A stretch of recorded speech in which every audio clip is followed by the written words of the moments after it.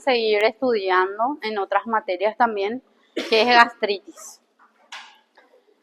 Bueno, gastritis en sí, crónica, vamos a definir como un proceso inflamatorio crónico en la mucosa gástrica que conduce con el tiempo a atrofia y metaplasia intestinal. Justamente en la clase pasada de tumores gástricos habíamos hablado que la gastritis crónica de por sí es un factor, digamos, coadyuvante para el desarrollo de cáncer gástrico, así como también de linfoma. Y aquí nos habla que aparte puede hacer atrofia y metaplasia intestinal, que son cambios que también, digamos en otras palabras, son condiciones predisponentes a la aparición de neoplasias. La crónica superficial es aquella que ocupa únicamente las fosas gástricas, confinada únicamente en la mucosa. Y aquí es que se entra en un consenso de varias clasificaciones de la gastritis nuevamente, ¿verdad? Bueno, entonces vamos a empezar hablando de la gastritis en su clasificación tipo A y tipo B. Esa es una de las clasificaciones sencillas donde la gastritis tipo A es aquella de tipo autoinmune y tipo B es aquella que no es autoinmunitaria, ¿verdad? Entonces esa es la primera clasificación, ¿verdad? Ahora, si hablamos de la gastritis, ¿cuál es la más frecuente, les parece? ¿La tipo A o la tipo B? La tipo B, ¿verdad? Y justamente este está involucrado con varios factores, donde aquí en primer lugar y más importante es el Helicobacter pylori, ¿verdad? Luego hablamos de toxinas como alcohol, tabaco, reflujo de secreciones duodeno-biliosas, por ejemplo, postandrectomía, obstrucción por besoares, atonía, radiación, va aumentando con la edad, pero sabemos que esto puede ocurrir desde la niñez, inclusive existen casos de gastritis. Y en la vida adulta es mucho más frecuente, ¿verdad? Aquí nos habla de la estadística de Europa y Japón, donde se ve que en 50% ocurre a partir de los 60 años. Yo creo que si eso se hace una estadística aquí en Paraguay y en Brasil, vamos a tener en edades mucho más jóvenes, ¿verdad? Ahora, el sistema de Sidney es un sistema universal para el diagnóstico de gastritis como tal, donde, como ya habíamos mencionado, mínimo 5 a 6 muestras. Ahora, ¿dónde tomar estas muestras? Y justamente esto se hizo un consenso donde participaron varios gastroenterólogos, donde ellos dicen, ¿verdad?, que hay que tomar 2 en el antro, ambos a 2 a 3 centímetros del píloro, 1 en la curvatura menor y 1 en la mayor. O 2 del cuerpo, ambas a 8 centímetros del cardias, 1 en curvatura menor, 1 en mayor y 1 en la incisura angularis. Ahora, el informe de la gastritis tiene que presentar lo siguiente. Primeramente, ¿dónde está la gastritis? Si es cuerpo, si es fondo, si es antro, la ubicación. O sea, es uno de los primeros puntos de la gastritis. Según el sistema de Sidney, que vamos a ir colocando aquí, así se escribe. Entonces, la ubicación nos menciona que es muy importante. ¿Dónde está ubicado la gastritis? La cronicidad, si es una gastritis crónica. Ahora, si es crónica, tenemos que cuantificar de vuelta, y eso les voy a mostrar otra clasificación en leve, moderada y severa. Para la cronicidad tenemos en cuenta unas células que la clase pasada les mencioné, que eran los plasmocitos, las células plasmáticas, donde tenemos que tener por lo menos 5 por campo para poder hacer el diagnóstico de gastritis crónica.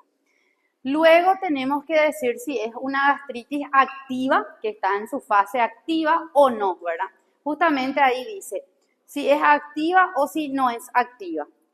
Si es activa, tenemos que encontrar la presencia de neutrófilos. Entonces, la actividad es medida por los neutrófilos. Entonces, si es o no es activa es un criterio que nos habla de la clasificación de Sidney, ¿verdad? Después nos dice que también puede que sean linfocíticas, pueden que sean granulomatosas, aquellos que forman granulomas, pero estos son menos probables, o sea, no son tan frecuentes. Lo más probable es una gastritis crónica por Helicobacter pylori como agente causal, donde para el diagnóstico buscamos la presencia de plasmocitos y neutrófilos. O sea, plasmocitos nos da el diagnóstico de cronicidad y decir que es activa, que está en un momento, digamos, en el boom de la gastritis, son los neutrófilos.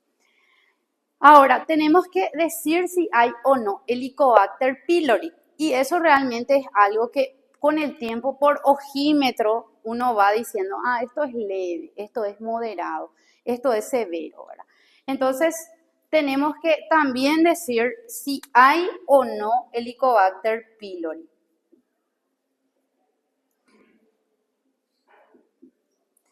Otro de los puntos que nos toma la clasificación de Sidney es decir si hay atrofia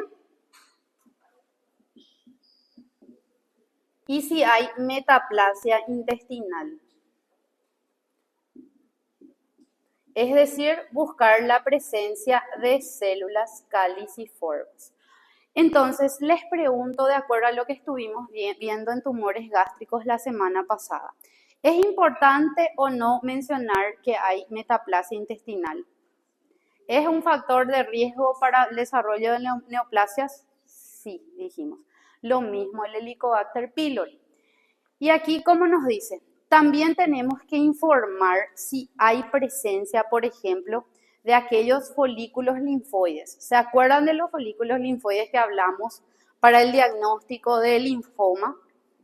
Entonces, si hay folículos linfoides o nódulos linfoides, también debemos de informar y debemos de pedir una tinción en especial. La tinción más usada para la gastritis crónica y que es por excelencia ya que tiene un costo bajo y es muy útil es la tinción de Giemsa.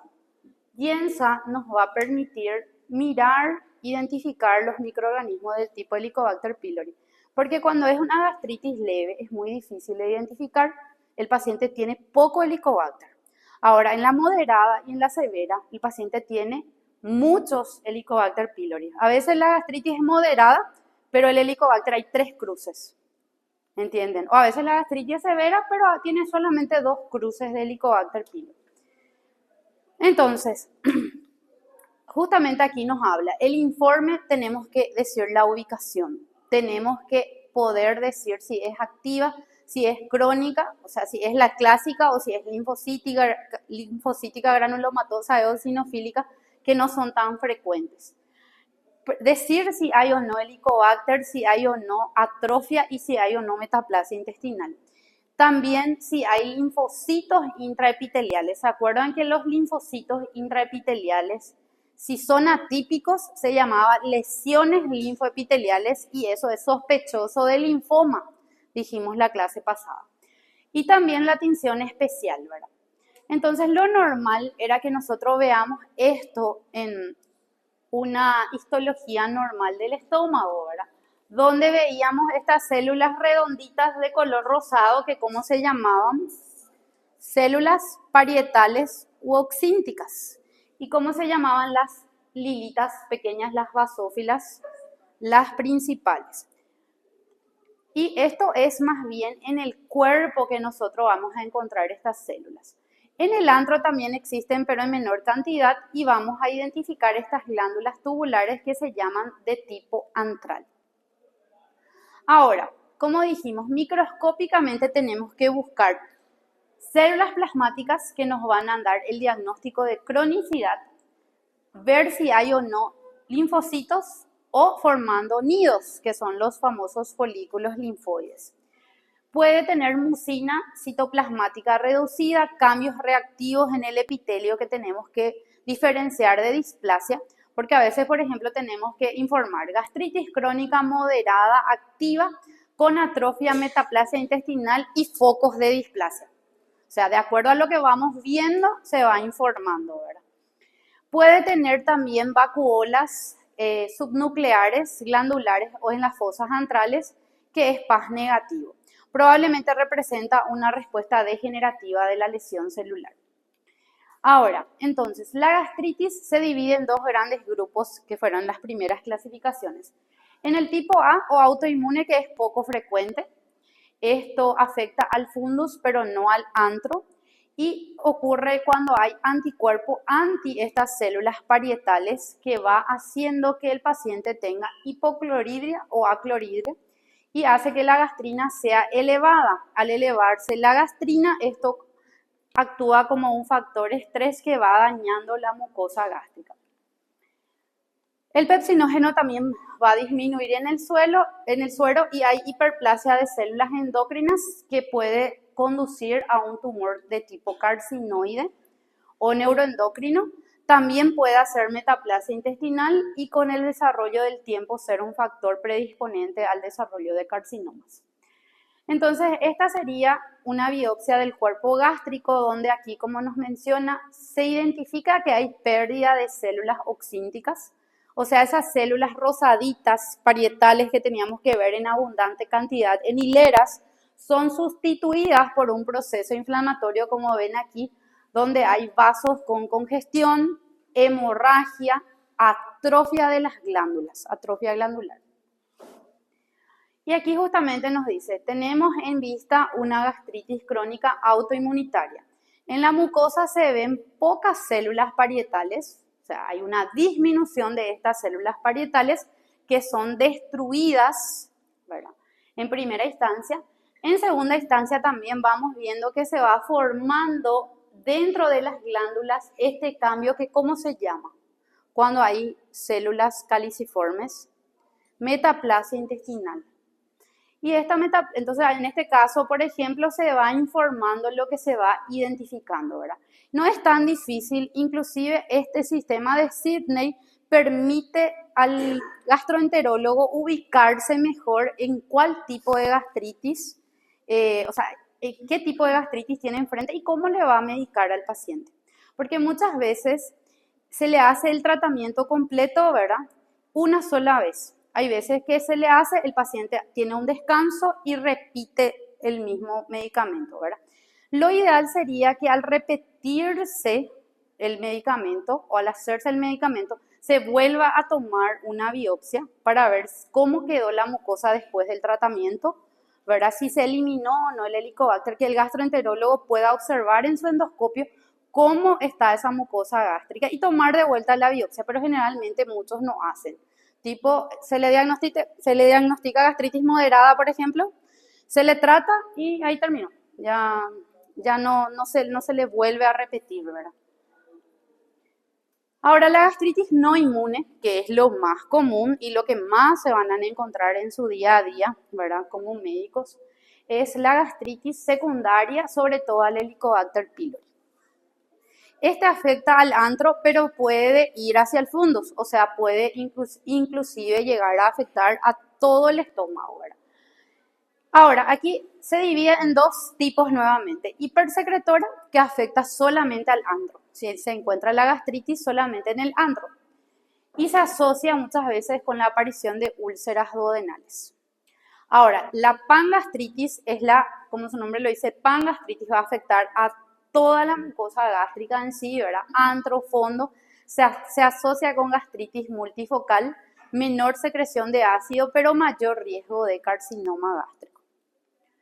Entonces, como sabemos, el Helicobacter pylori es una bacteria muy difícil de eliminar, ¿verdad? Ese es el principal problema, ¿verdad? Produce ureasa y va destruyendo la capa de muco superficial. Algunos dicen que tiene como una sombrillita que se protege ahí del ácido, ¿verdad? ¿Cuánto más o menos mide el pH del estómago? Más o menos, o sea que varía mucho de un libro a otro, pero es bien ácido, pero ¿cómo él puede sobrevivir, verdad? Entonces algunos dicen es como que tiene una sombrillita que se está protegiendo ahí del ácido, ¿verdad?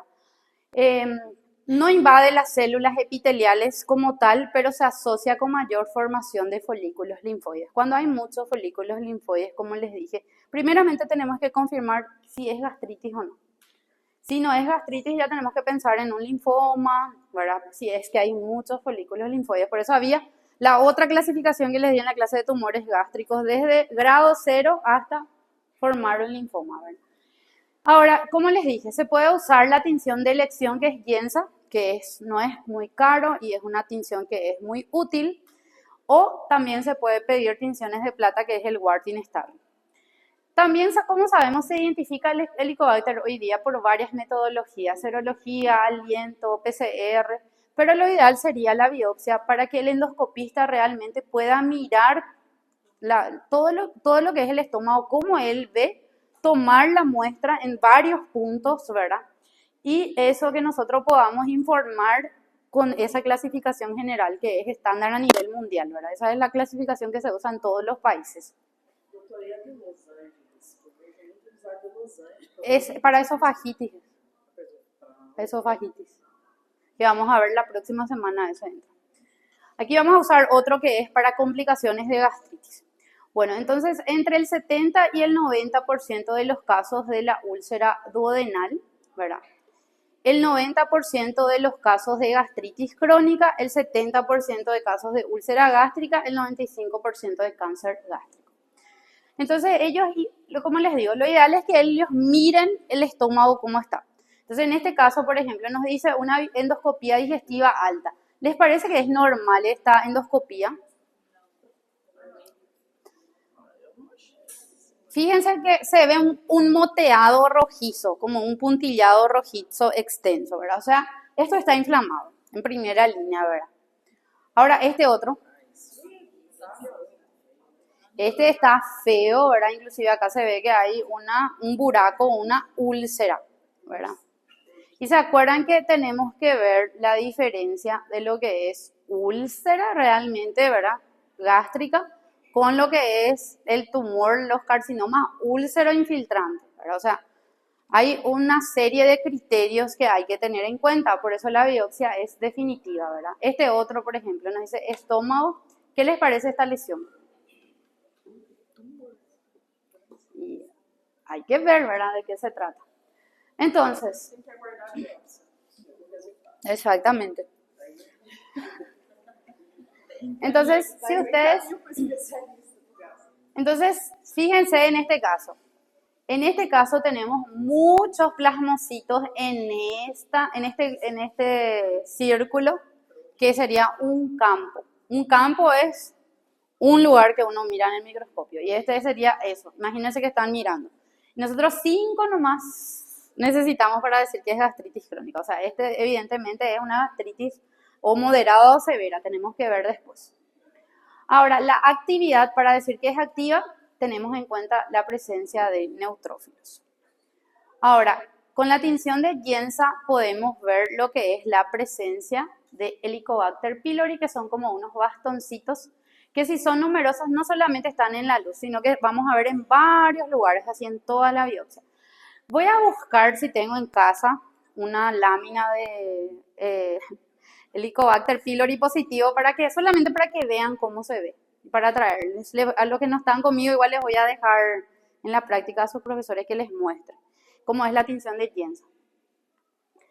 Bueno, metaplasia intestinal afecta a la mucosa antral, corporal y fúngica con sustitución de las células en sí, ¿verdad? Donde vamos a ver un epitelio de tipo intestinal con presencia de células caliciformes y como sabemos, metaplasia es un cambio que antecede a la displasia. Entonces tenemos que ver si hay o no displasia y si hay displasia se debe de informar, ¿verdad? Entonces puede ser completa, donde se asemeja al epitelio del intestino delgado, con células caliciformes, inclusive formación de vellosidades y criptas. O puede que sea incompleta, donde se ven las células columnares, se ven un poquito de lo que son mucinas neutras, Se ve un poquito de células caliciformes, pero no se considera una metaplasia de tipo completa. Esta es otra clasificación. Hay millones de clasificaciones en lo que es gastritis. Este se divide en superficial, atrófica y segunda fase atrófica y tercera fase ya una atrofia severa. Aquí nada más nos habla de los cambios, ¿verdad? En la superficial, en la lámina propia. En la atrófica llega profundamente en la mucosa y en la atrófica más severa o tercera etapa ya sería mucosa muy delgada con vasos visibles. En la primera fase, edema, infiltrados celulares. En la segunda fase, el infiltrado inflamatorio ya se va extendiendo en todo lo que es la mucosa y en la tercera se sigue viendo igual el infiltrado inflamatorio. Las glándulas son intactas en el superficial, en la atrófica hay destrucción de glándulas y en la tercera fase ya hay pérdida de gran parte de las glándulas. Ahora, ¿cómo clasificamos en leve, moderada y severa? Porque ustedes van a leer un informe quizás del papá, tío, etcétera, cómo llamar leve, moderada o severa y les voy a explicar con un dibujito en la pizarra. Porque realmente tenemos que entender. Igualmente se hacen una biopsia y deben de entender qué es lo que está diciendo. Vamos a tratar de dibujar aquí el epitelio cilíndrico mucosecretante del estómago.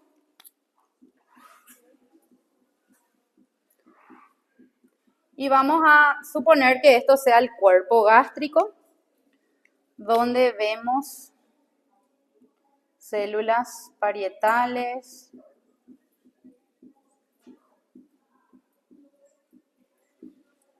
células principales vamos a hacer de color lilita.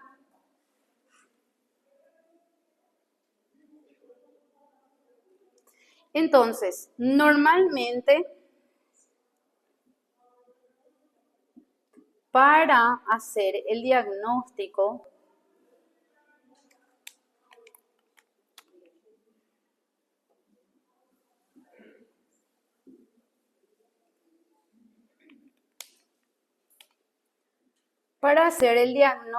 de leve, moderada y severa, se tiene en cuenta la mucosa.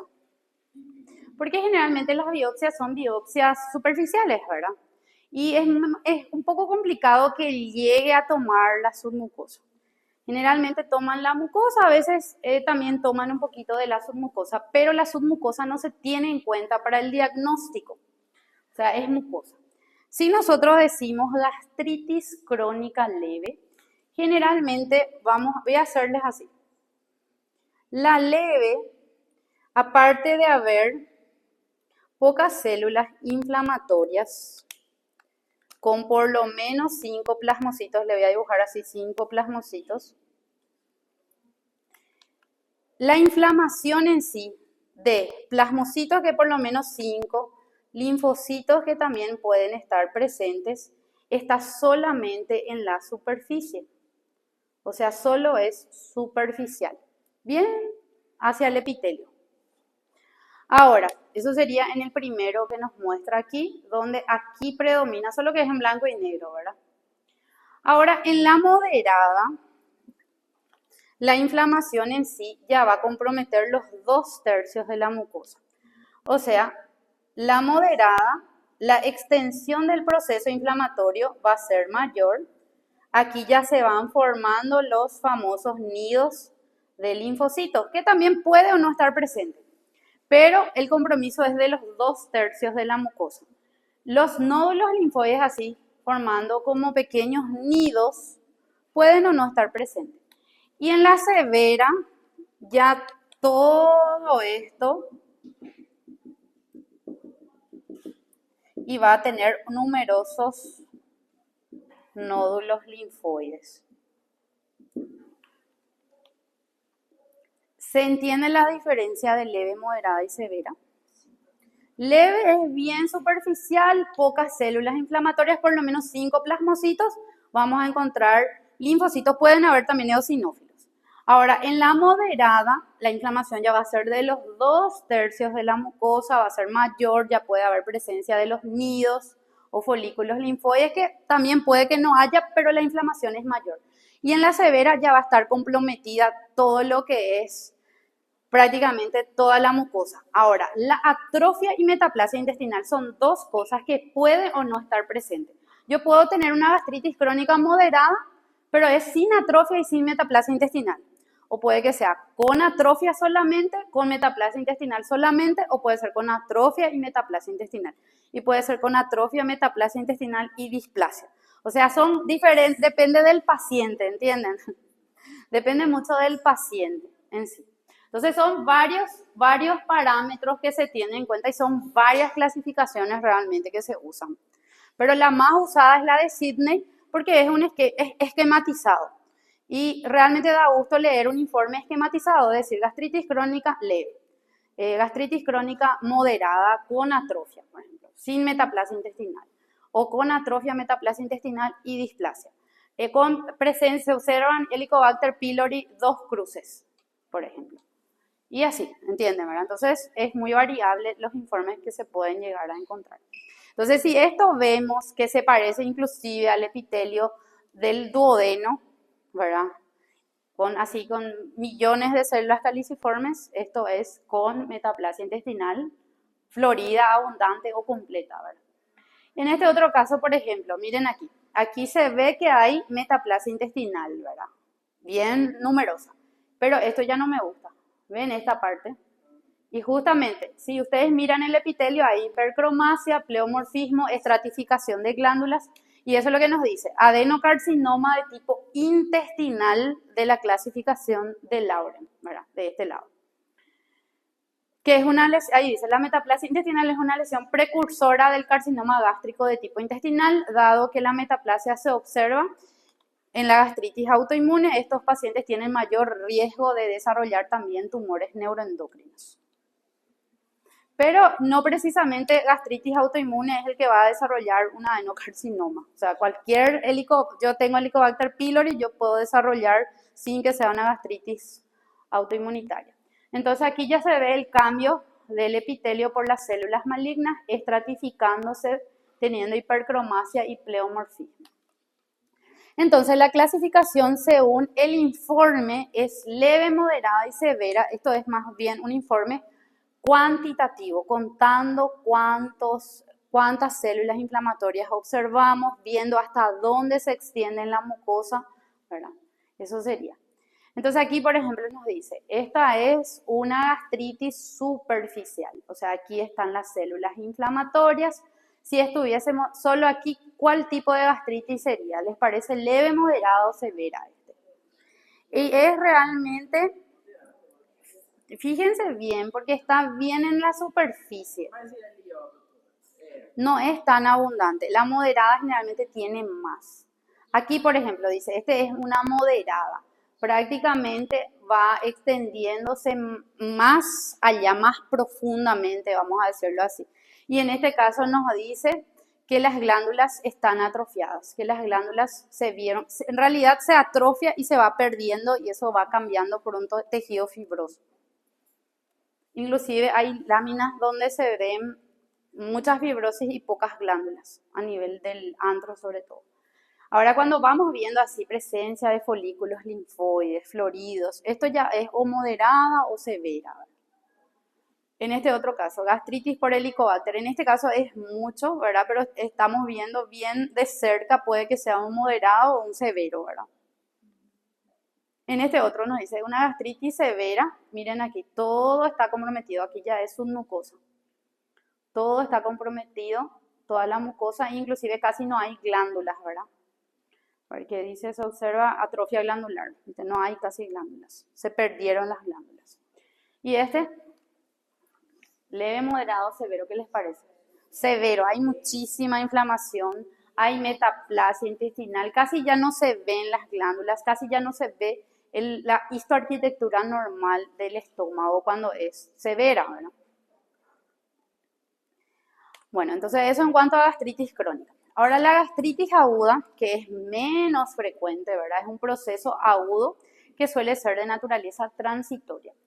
Puede acompañarse de hemorragia, necrosis y erosión. Esto se asocia con el consumo de fármacos como AINES, primero de los causantes de gastritis aguda, el alcohol, el tabaquismo, antineoplásicos uremia, ¿verdad? Pacientes con insuficiencia renal, por ejemplo, ¿verdad? Donde hay una disminución de lo que es el riego sanguíneo gástrico que hace que eso lleve a una isquemia severa, ¿verdad? Y aparte se liberan productos tóxicos como la urea, que digamos en otras palabras daña aún más. Infecciones sistémicas, pacientes graves como con isquemia, shock, pacientes intubados, pacientes post cirugías de gastrostomías, por ejemplo, ¿verdad? Puede que sea asintomático o puede que cause síntomas como dolor epigastrio, náuseas y vómitos de inicio súbito. Hematemesis y melena también pueden estar presentes y hay dos tipos de úlceras que se conocen como úlceras de estrés. Por un lado, las úlceras de Curling, que seguramente van a andar mejor en clínica médica también, que es aquel que se asocia a traumatismos severos o pacientes quemados con quemaduras graves, ¿verdad? Es más común en el duodeno proximal. Esto puede ser por una hipovolemia severa, un estrés que hace que disminuya el flujo que lleve a una isquemia gástrica o duodenal. Las úlceras de Cushing, que ocurre cuando hay un daño intracraneal, ya sea en una cirugía, tumores intracraneales, tumores de esófago, estómago o duodeno que hacen que haya una hiperestimulación del nervio vago, que hace que aumente la presión intracraneana y que el organismo desarrolle una hipersecreción de ácido gástrico. O sea, son úlceras que pueden ocurrir, no es muy frecuente, pero ocurre en pacientes graves. Y la gastritis aguda también vamos a identificar como una mucosa gástrica moteada con múltiples puntillados hemorrágicos, como ven ahí. Inclusive se puede llegar a observar así. Ahora, no sé si escucharon hablar de las úlceras pépticas, las famosas úlceras pépticas. Por supuesto, para decir que es una úlcera péptica tenemos que tener en cuenta los antecedentes patológicos personales del paciente, la historia clínica y la biopsia, ¿verdad? Para saber si es una úlcera realmente o es aquello que habíamos hablado la semana pasada de la clasificación de Borman, ¿verdad? Que sea una úlcera pero tumoral. Entonces, las úlceras crónicas solitarias que ocurren en cualquier parte del tracto digestivo y están sometidas a secreciones ácidas y pépticas son consideradas úlceras pépticas. El tamaño generalmente es menor a 4 centímetros. Son recurrentes si es que esto no se trata, y si hablamos de sitios de ubicación, el duodeno es la ubicación más frecuente, primera porción, cara anterior, en el estómago a nivel del antro y de la curvatura menor. Por ejemplo, en la curvatura menor, ¿se acuerdan que habíamos dicho también que eran lugar exclusivo de muchas neoplasias, ¿verdad? Entonces hay que descartar neoplasia. Mucosa de Barrett, ¿verdad? En un margen de una gastroenterostomía, en una mucosa del divertículo de Meckel también puede llegar a ocurrir. Los síntomas. ¿Cuáles son los síntomas de la úlcera? Parecidos a la gastritis. Ardor epigástrico, dolor que empeora a la noche entre 1 a 3 horas después de la ingestión de alimentos.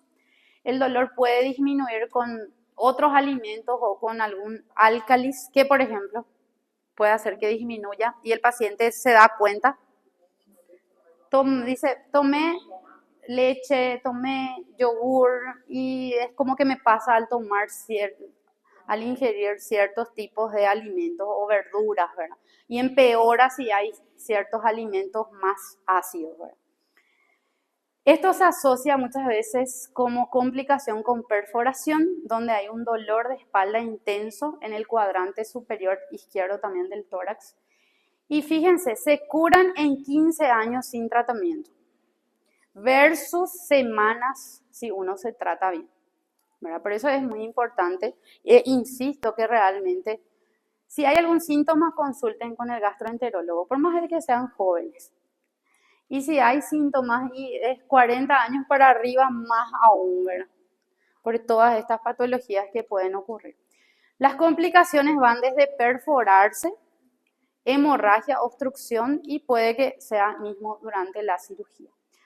Úlceras relacionadas con Helicobacter pylori producen ureasa para protegerla del ácido La proteasa que va degradando las glicoproteínas del moco gástrico que van dañando a las células epiteliales y van provocando la salida de leucotrienos con el proceso inflamatorio concomitante.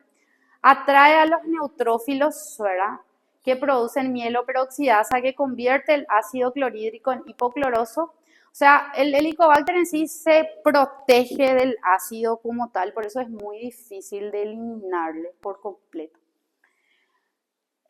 Como dice, tanto el ácido hipocloroso como la monocloramina también actúan destruyendo aún más las células.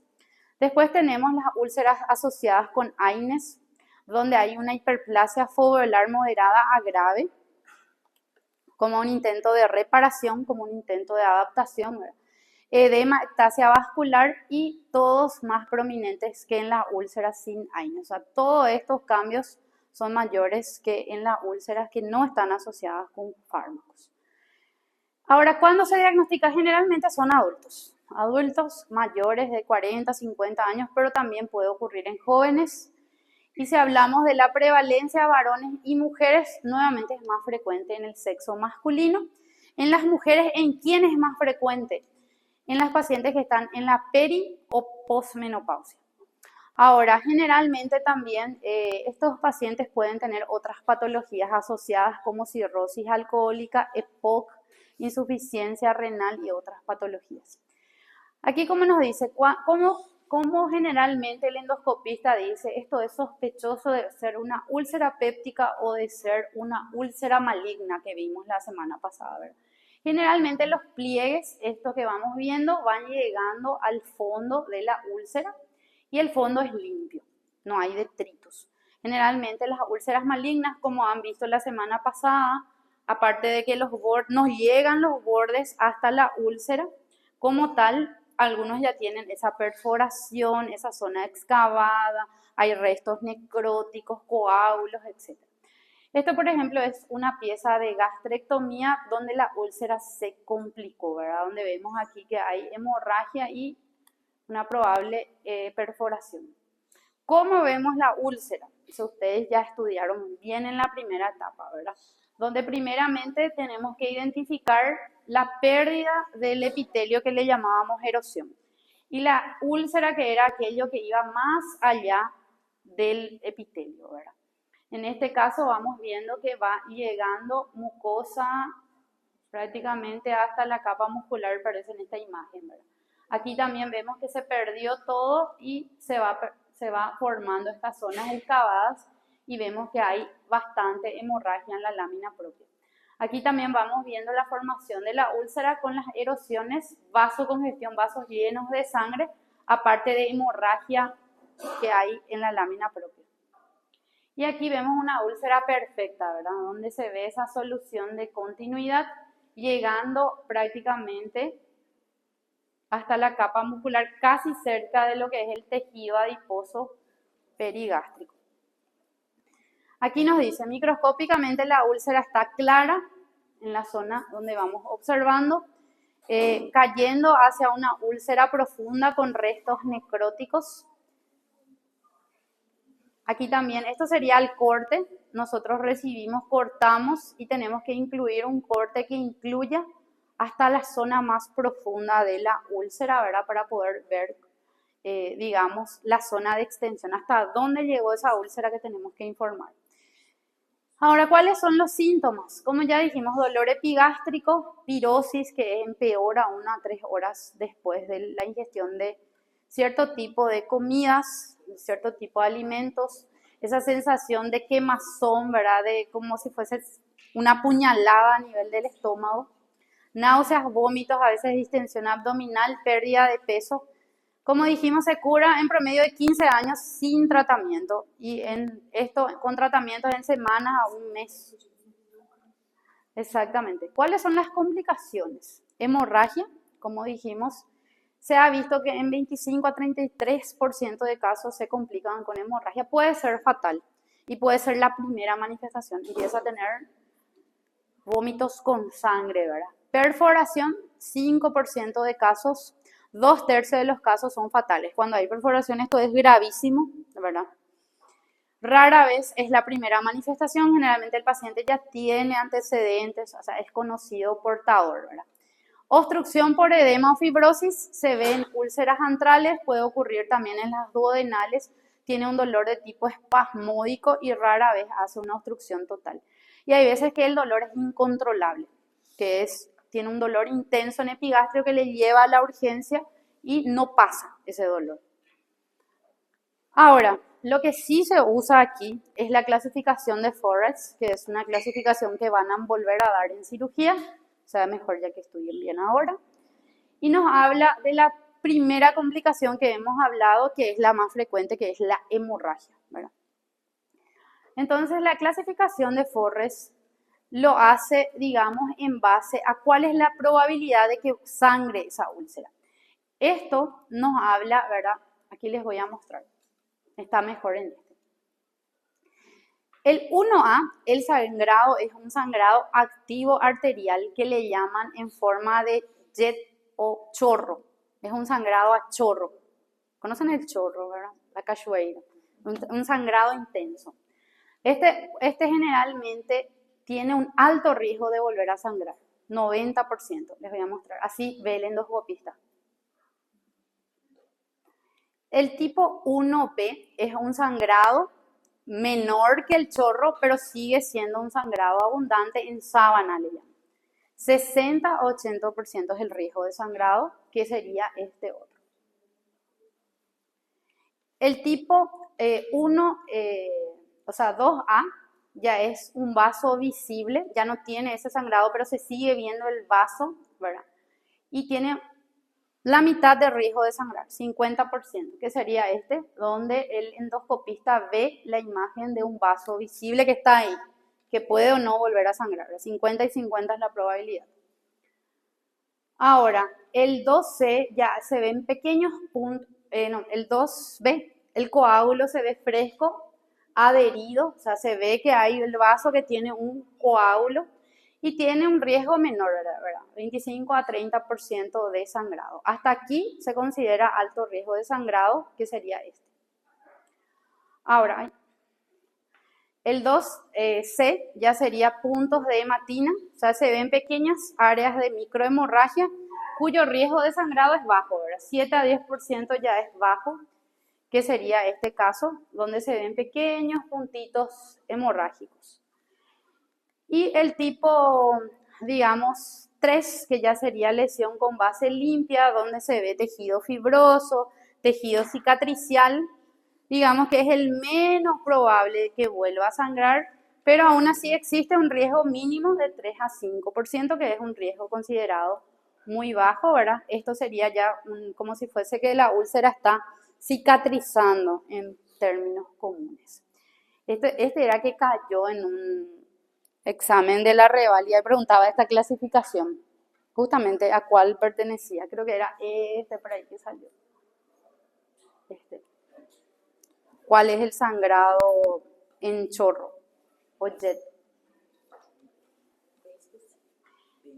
Bueno, el que no tiene tiempo de cuidar de su salud, algún día tendrá tiempo, dinero y paciencia de cuidar de su enfermedad para terminar la clase.